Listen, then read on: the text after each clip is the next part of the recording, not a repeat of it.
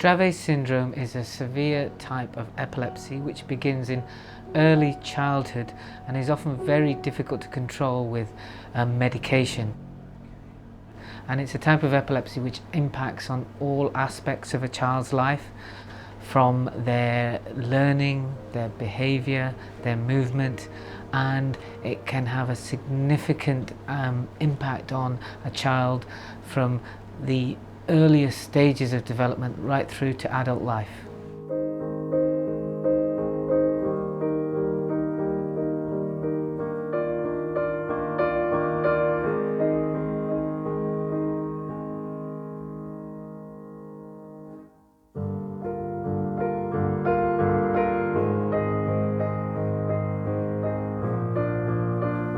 It was about 5 minutes that he was lying, his eyes rolled back in his head and were flicking, and his body was convulsing. And then a week later, the same thing happened. We had a few days in hospital when Toby was just a normal 8-week, 9-week-old baby, and they did a few tests. I think we went in for an MRI scan, but they couldn't find anything. He had ECGs and EEGs and nothing. They didn't find anything, and then every week or two, probably 10 to 14 days, he'd have another one, and as the time went by, they got longer, and they went from 5 minutes to 10 minutes to 15, 20, 30, and he'd started on anticonvulsives, but nothing made any difference, and it just carried on getting worse. An epileptic seizure is when there is a disturbance of electrical activity in the brain. Our brains are special. What they do is the brain cells produce small amounts of electrical activity. That's how we think, that's how we communicate between brain cells and how brain cells communicate with the rest of the body. And normally that electrical activity is controlled at very low levels and organised, but unfortunately if you have a problem with the way your brain cells control that electrical activity, then every so often it can produce a seizure. The biggest impact on Toby at the moment is obviously the seizures, which can be anything from short little jerks right through to, it's not uncommon for Toby to have seizures that last over an hour, which are incredibly serious. A lot of the time when he has a fully tonic-clonic, so a convulsive seizure, he'll stop breathing, so we often have to resuscitate him. Almost on a daily basis there is a threat to his life.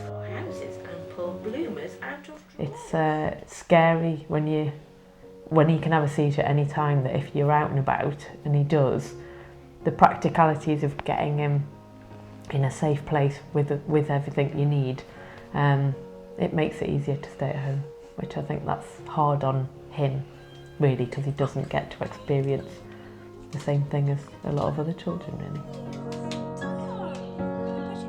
It can be incredibly lonely and isolating because you end up being housebound, but actually, thanks to Dravet Syndrome UK charity and the Facebook group, you aren't alone, and you can end up meeting somebody. You know, we've created some really strong relationships. The forum is fantastic. Any question you want to ask, you can put on the forum, and there's just such a wealth of knowledge out there. There's always somebody who knows the answer to that question or can give you some pointers in the right direction. Yeah, there's just little tips and little hints from so many different people that have been dealing with this a lot longer than we have, that you do find useful. But they've also supplied us with the camera monitors. The monitors have been invaluable, haven't they? Oh, they've given us a lot of peace of mind.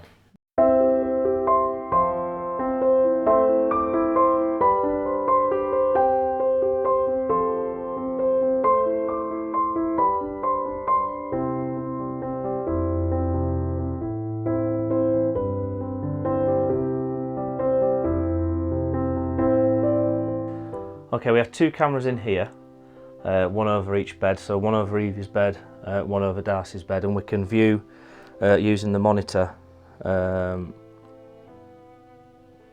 we can move them around the whole of the room, up and down. There's even a night light on it if we need it, because it does have night vision as well. But then we can transfer it across onto the other camera, which is over Darcy's bed, and obviously we can pan that around the room as well as we need to. They're invaluable to us, absolutely invaluable, because before we just had a sound monitor, and then obviously we could hear what was happening, but we didn't know what they were doing. Whereas with these, we can see the whole room. So if we do hear noise or other alarms go off, we can have a look and actually see if they are okay. Because obviously if they're not moving around, not wriggling, they're possibly not having a fit. But obviously if they are, then obviously we can come in and react to it and deal with what we need to. Medicine time, who's first? Evie first. With Dravet, the seizures change all the time. A lot of the doctors don't know the course that it is going to take. But as they get older, we've been told to watch out for the a lot more nocturnal seizures. I mean, they do have seizures in the night at the moment, but it's usually if they're unwell or if they've got a temperature. And then there's obviously the risk of SUDEP as well, which is always a worry. Dravet syndrome is a genetic type of childhood epilepsy, and on the outside you might see that the individual who's having a seizure may fall to the ground, they may go stiff, they may have jerking of all their body and be unconscious for a period. Other people may simply have staring episodes. Other people may for a period be confused and not be able to respond normally. So one of the features of Dravet syndrome is that children can have all of these different types of seizures, and that those seizures can be a real challenge for doctors to control. Another feature that we recognise quite early on in children, often in the end of the first year or second year of life, is that they might be a little bit unsteady on their feet, so not as well coordinated as other children. That may continue as they get older. Some children's steadiness will get better. Other children might get a degree of stiffness of their muscles as they get older. They will walk if you hold the hand. They will walk if they push a trolley or a pram. But we've been told they'll never walk like we walk. They'll always walk with a gait or peculiarity, or whatever you want to call it.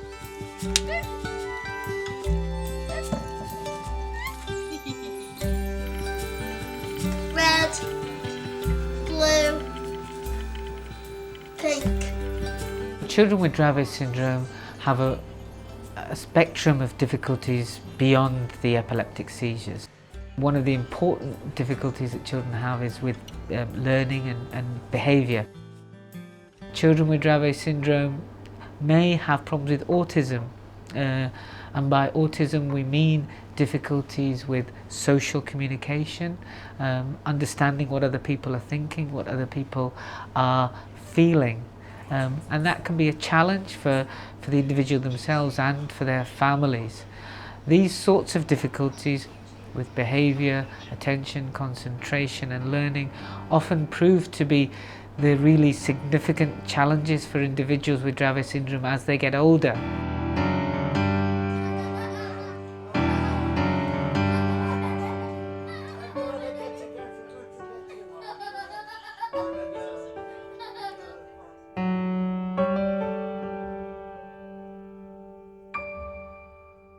Riley is a big character.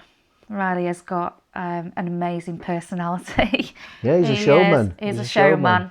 Yeah. He loves to show off. He is not shy whatsoever. Riley loves lights. When you take him out into town and you go into the shops, things like that, Riley will make a beeline for the lights. Wilco's, you know, in town it's like a DIY store. He'll go in there and he'll head off straight away. He's gone for the lamps, the bulbs, the lights, and he'll have a look to see which ones they've got hanging on display, see if there's any bulbs gone in them, see if they're working. For me, it's less about the Dravet now at the moment because we've got such good control. Although I never ever take that for granted, ever. It's always there. But it's more about his learning disability now and his future and the autism.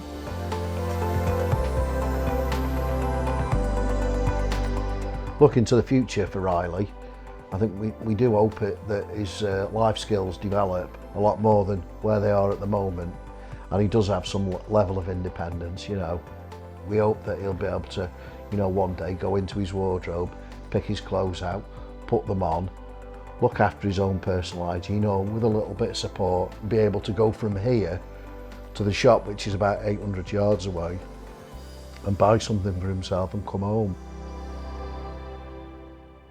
The vast majority of individuals, almost all people with Dravet syndrome, will not be able to live independently in the future because of the severity of their condition, which comprises the epilepsy and the learning and behavioural difficulties. These individuals with Dravet syndrome will need care and support for the rest of their lives and won't be able to live on their own. Now, this is a great challenge for the individual themselves and also for their families.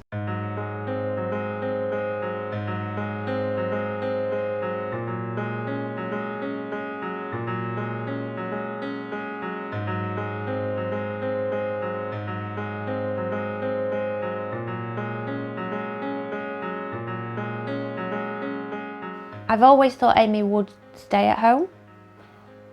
It's only probably been this last year that I've started to think about Amy leaving home. I think my reasons have been selfish. It's been, I think, my own selfish reasons why I've never considered it. I do find it hard to trust other people to look after Amy because we've had some bad experiences. And then I've sort of look at Amy now and I think, well, I'm quite sure Amy would love it. So I think that's something we will now maybe look into in the next couple of years. But for the time being, she lives at home with us. She attends Fair Play 4 days a week, which is a independent living group. And it is the most amazing place. It's a fabulous place. I can take Amy there, leave Amy there, and I know she's well looked after.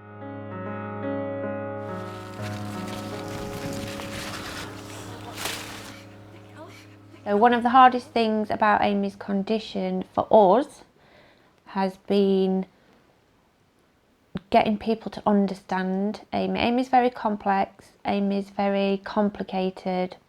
Amy comes across as being more able than she is, and people misunderstand Amy. We've had a lot of problems through school, through college, where they've just took for granted that Amy's more able than what she is.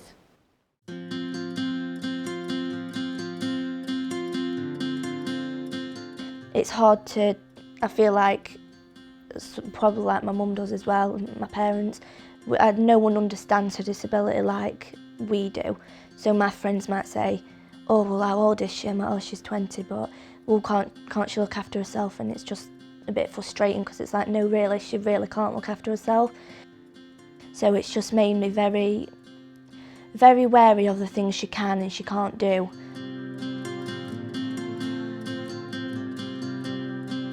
My biggest fear is her life isn't fulfilled enough. I don't want her to just exist. I want her life to be fulfilled, to have a purpose, to get up in the morning and, you know, have a full day planned.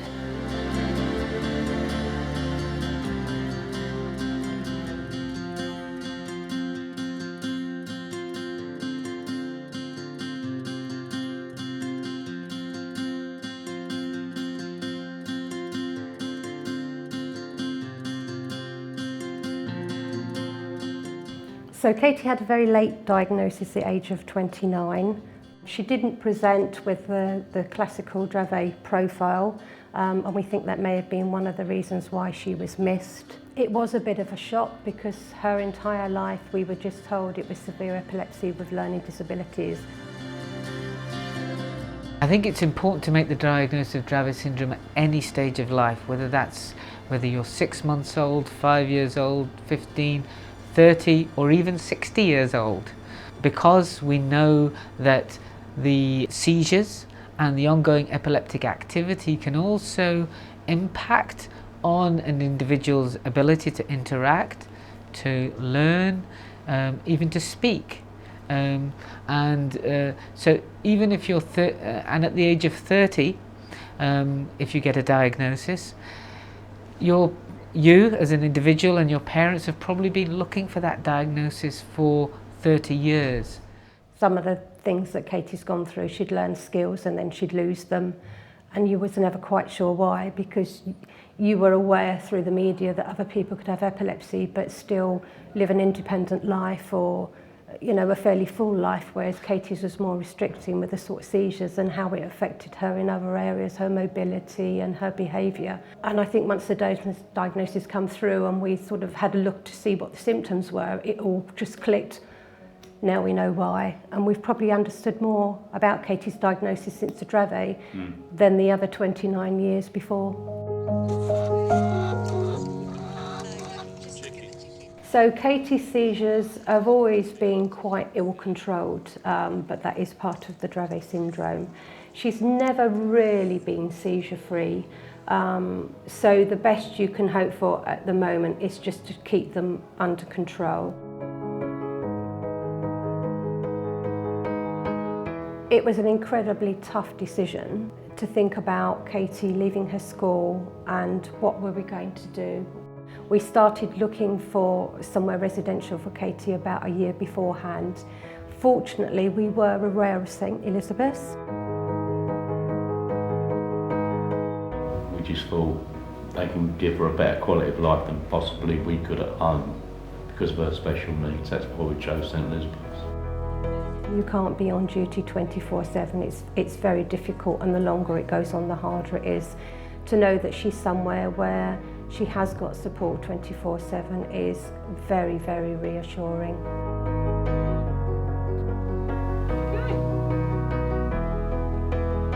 Beautiful steps, Katie.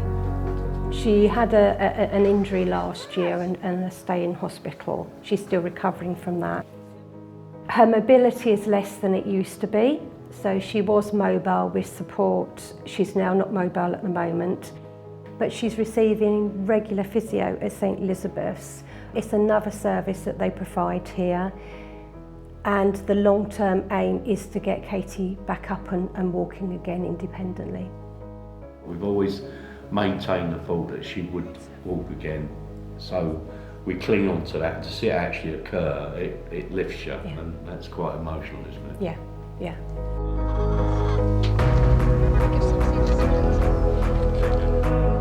Katie has got a home here for life, and that to Dave and I is just so comforting to know that when the time comes when you and I may not be here anymore, Katie will still continue to have a happy and full life at St Elizabeth's.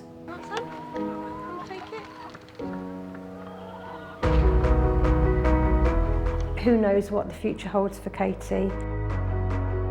We thank our lucky stars that we still have her. We take great joy in Katie, don't we? We enjoy every minute of her. Our aim is to keep Katie as happy and healthy as we can, and I think if Katie's happy, then so are we.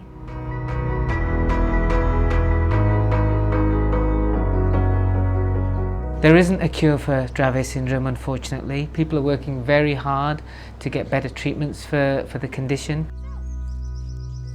What we know is that the medications that we have at present are often not good enough to treat the condition, and children will continue to have seizures despite some of the best therapies that we have. So we're trialling new medications at the moment. Laboratory scientists are looking in great detail at the underlying causes of the syndrome and trying to work out novel ways in which we can tackle it.